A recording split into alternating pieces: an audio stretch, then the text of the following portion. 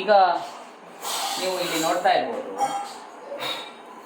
ಶಿವಲಿಂಗಕ್ಕೆ ಒಂದು ಈಶ್ವರನ ಮುಖವಾಡ ನಾವು ಬೆಳ್ಳಿಯಲ್ಲಿ ನಿರ್ಮಾಣ ಮಾಡಬೇಕಾಗಿದೆ. ಈಗ ನಮ್ಮ ಪಾರ್ಟಿಯ ಒಂದು ಆರ್ಡರ್ ಬಂದಿದೆ.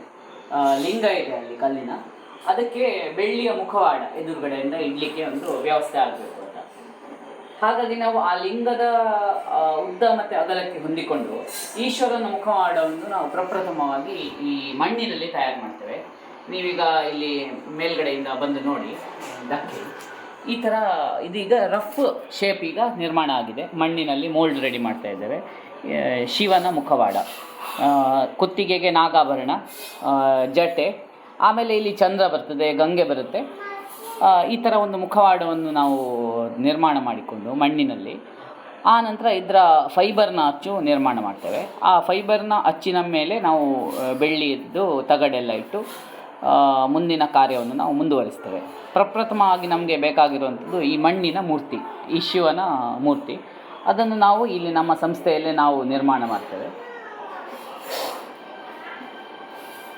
ಇದೇ ಥರ ಕೆಲವೊಂದು ದೇವಸ್ಥಾನಗಳಲ್ಲಿ ವಿಗ್ರಹಗಳು ರೂಪ ಅಷ್ಟೊಂದು ಚೆನ್ನಾಗಿರುವುದಿಲ್ಲ, ಅಥವಾ ಕೆಲವೊಂದು ದೇವಸ್ಥಾನಗಳಲ್ಲಿ ವಿಗ್ರಹದ ರೂಪವೇ ಇರುವುದಿಲ್ಲ, ಒಂದು ಶಿಲೆ ಇರುತ್ತೆ, ಬರೀ ಶಿಲೆ ಇರುತ್ತೆ.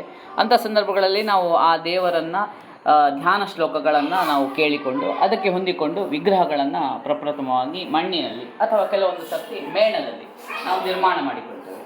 ಇದನ್ನು ನೀವು ಬಂದು ನೋಡಿ, ಅಥವಾ ಇದರ ಫೋಟೋಗ್ರಾಫ್ಸ್ ಅಥವಾ ವಿಡಿಯೋಗಳನ್ನು ನೀವು ನೋಡಿ ಓಕೆ ಮಾಡಿದ ನಂತರ ನಾವು ಇದೇ ತರಹದ ಮೂರ್ತಿಯನ್ನು ಬೆಳ್ಳಿಯಲ್ಲಿ ಅಥವಾ ಹಿತ್ತಾಳೆಯಲ್ಲಿ ಅಥವಾ ಚಿನ್ನದಲ್ಲಿ ನಿರ್ಮಾಣ ಮಾಡ್ತೇವೆ.